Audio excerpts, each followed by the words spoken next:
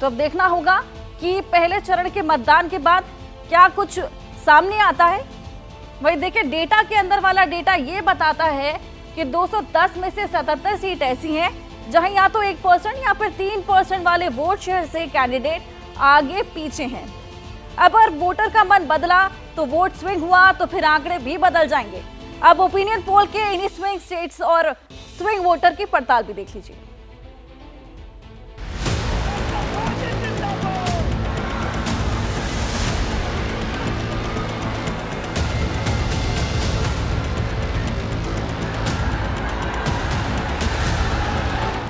दिल्ली में बहुमत से राज करना है तो फिर उत्तर प्रदेश को साधना ही होगा। वक्त के साथ ये कहावत और दुरुस्त होती चलेगी। उत्तर प्रदेश देश का वो सियासी सूबा जिसके पास 80 लोकसभा सीटों की चाबी है। इस बार यूपी वालों का मूड क्या है? एबीपी न्यूज और सी वोटर का फाइनल ओपिनियन पोल क्या कहता है? इन 80 सीटों में से जनता की राय किसकी तरफ जाती दिखाई दे रही है? सबसे पहले वोट प्रतिशत आपके सामने 51% वोट शेयर एनडीए को जाता यहां पर दिख रहा है और 38% वोट शेयर इंडिया गठबंधन को मिल सकता है। इसी के अलावा 4% पर बीएसपी अपना कब्जा कर सकती है और 7% वोट शेयर अन्य के खाते में जाता दिख रहा है। उत्तर प्रदेश की वोट शेयर के लिहाज से पूरी तस्वीर आपके सामने रख दी है। अब आगे बढ़ते हुए जरा इन्हें सीटों में अगर हम कन्वर्ट करें, क्योंकि 80 सीटें हैं और 80 सीटों में से किसे कितनी सीटें, तो देखिए आपके सामने वो आंकड़ा भी जल्दी से रख देते हैं और ये बताएगा आपको मूड क्या है यूपी का, उत्तर प्रदेश की जनता का मिजाज इस वक्त क्या कह रहा है। तो आंकड़ा आपके सामने अब रख देते हैं हम। 80 सीटों में से किसे कितनी मिल रही है, किसके खाते में कितनी जा रही है। तो ये देखिए 73 सीटें एनडीए को मिल सकती है। यहां पर इंडिया गठबंधन को महज 7 सीटों से ही संतोष करना पड़ेगा उत्तर प्रदेश में और मायावती की पार्टी यानी कि बीएसपी का खाता नहीं खुल रहा है सर्वे के मुताबिक। लेकिन बड़ी जीत दर्ज करते हुए 73 सीटों के साथ एनडीए गठबंधन यहां बाजी मारता हुआ दिख रहा है। एनडीए 73 और इंडिया अलायंस 7। कहने को तो बीजेपी के लिए नंबर्स काफी कन्विंसिंग नजर आते हैं, लेकिन अंदर की बात क्या है? डेटा के अंदर का माइक्रो डेटा क्या कहता है?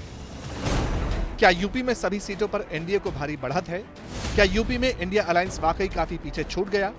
उत्तर प्रदेश में कितनी सीटों पर कांटे की टक्कर हो सकती है? यूपी में 1% वोट से कौन कौन आगे है? क्या 3% मार्जिन वाली सीटों पर खेल हो सकता है?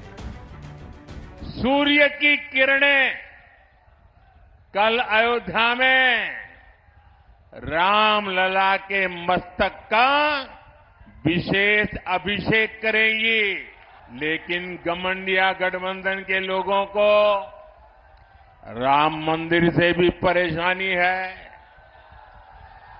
जो लोग कभी भगवान राम के अस्तित्व पर सवाल उठाते थे, वो आज राम मंदिर पर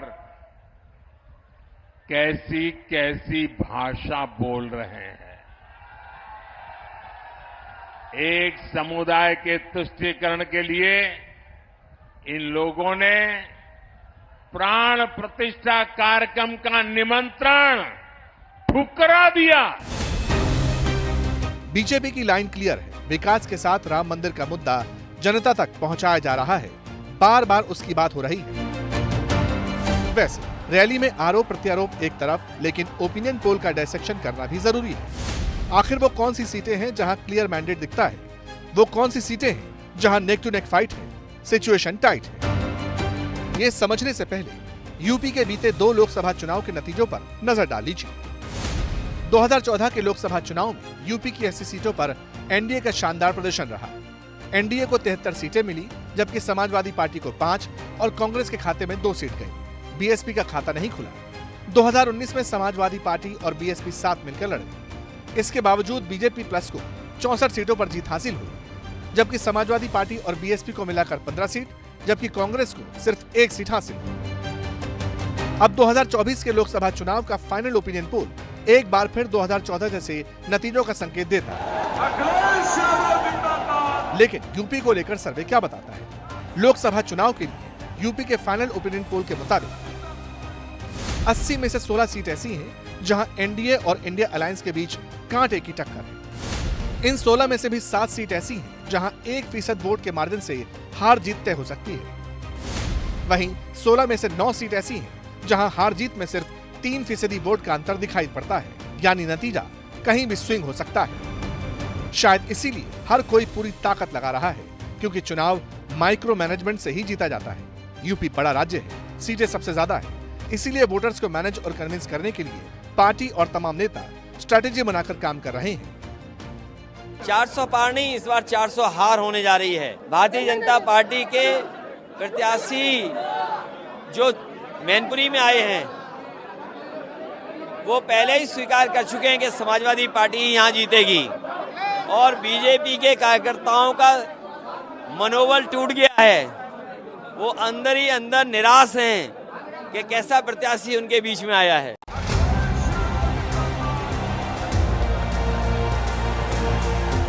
अखिलेश इस बार कांग्रेस के साथ चुनाव मैदान में है। जोर पूरा है और मैनपुरी से पत्नी डिंपल यादव ने पर्चा भी भर दिया। इस बार पूरे देश के लोग तैयार हैं भाजपा को हराने के लिए, क्योंकि जिस तरह के उन्होंने वादे करे और जिस तरह की व्यवस्थाएं कहा कि लोगों तक पहुंचेंगी, वो आज नहीं है। आज देश 1.5 लाख करोड़ के कर्ज में डूबा हुआ है।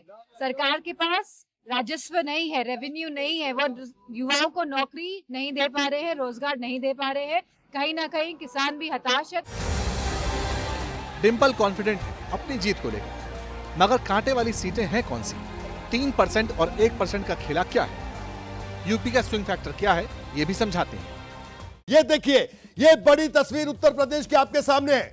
एनडीए 73 आप देख सकते हैं, जो गेरुए रंग में पूरा का पूरा ये ग्रिड आपको रंगा हुआ दिखाई दे रहा है, और नीले रंग में जो दिखाई दे रहा है 7 सीट पर समाजवादी पार्टी और कांग्रेस का गठबंधन साफ तौर पर आ गया है। ये 7 सीटें कौन सी है, गौर से देखिए। अंबेडकर नगर, जहां पर रितेश पांडे को बीजेपी ने टिकट दिया था, और गाजीपुर अफजाल अंसारी, जहां पर समाजवादी पार्टी के प्रत्याशी है। इसके अलावा घोसी, जो कि सुभाषपा को बीजेपी ने सीट दी है। मैनपुरी, डिंपल यादव यहां से चुनाव लड़ रही हैं। इसके अलावा कन्नौज, अभी सपा ने यहां से प्रत्याशी घोषित नहीं किया कन्नौज से, लेकिन बीजेपी के मौजूदा सांसद सुब्रत पाठक यहां से प्रत्याशी है। रामपुर की बात करें, देखिए आजम का गढ़, आजम खान जेल में है, पूरा परिवार जेल में, और बिना आजम के वहां पर चुनाव हो रहा है, लेकिन उसके बावजूद रामपुर में समाजवादी पार्टी आगे दिख रही है।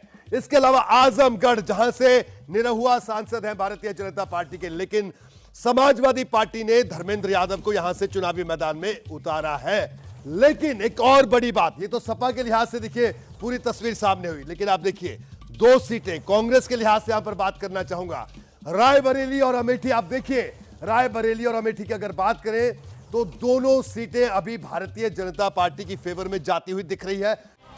पहला सीन यानी फर्स्ट सिचुएशन, एबीपी न्यूज और सी वोटर के फाइनल ओपिनियन पोल के मुताबिक यूपी में एनडीए जिन 73 सीटों पर जीतती दिख रही है, उसमें से 7 सीट ऐसी हैं जहां एनडीए इंडिया अलायंस के मुकाबले सिर्फ 1% वोट शेयर से आगे है।